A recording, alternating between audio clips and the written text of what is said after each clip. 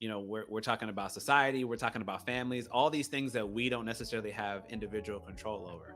But if we can sort of aggregate more of us together, perhaps there's a way for us to be a part of that sea of change. So I appreciate you for not only the work that you're doing, but for the passion, that you have to want to create that type of change. I think it's important to leverage that in all of these different environments. I hope that you can tell I feel similarly in my space because of what I've witnessed, not just as an individual, but also what I've witnessed in doing this type of work. Like we were talking about earlier about trying to stop a lot of those negative outcomes that we see. That requires us, to do a lot of what I believe what we're doing here today. And I do believe we accomplished something today by creating this space where you are very open, and I very much appreciate it. And if you can't tell, I like to mirror that back so that people feel comfortable, and I hope there's some young men out there or men of whatever age, and women, if they find this information valuable, to really look within and really reflect and be honest with some of the things that they might have dealt with, because however you see the world right now, it doesn't have to stay that way. However you choose to behave and engage with people, it doesn't have to continue to be that way.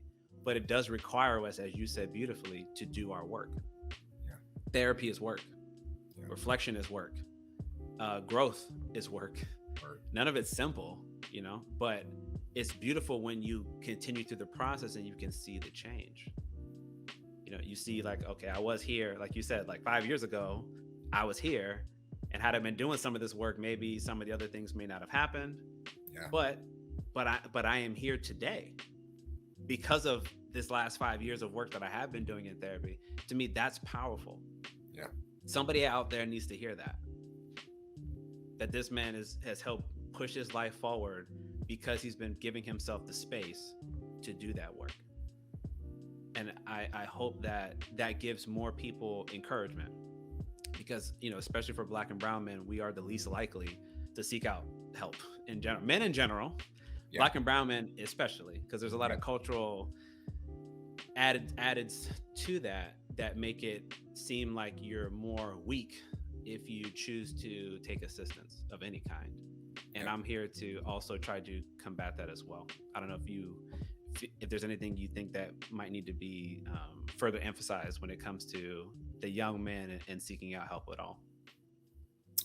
First, let's start here. It's commendable what you're doing. So since we're putting this on, let's go ahead. You be all gracious to your guests and stuff, but we need to reach back and be gracious to you. It's commendable what you're doing, rounding out people to have discussions like this. And, we might not see the immediate impact, but like you said, who knows what seed was planted and what generational curse was broken and what trajectory was changed because of the conversations that we're having. And that was because this was something that you were passionate about and sought out to do. So shout out to you, the Thank platform you, sir. that you created and the work that you're doing within the community.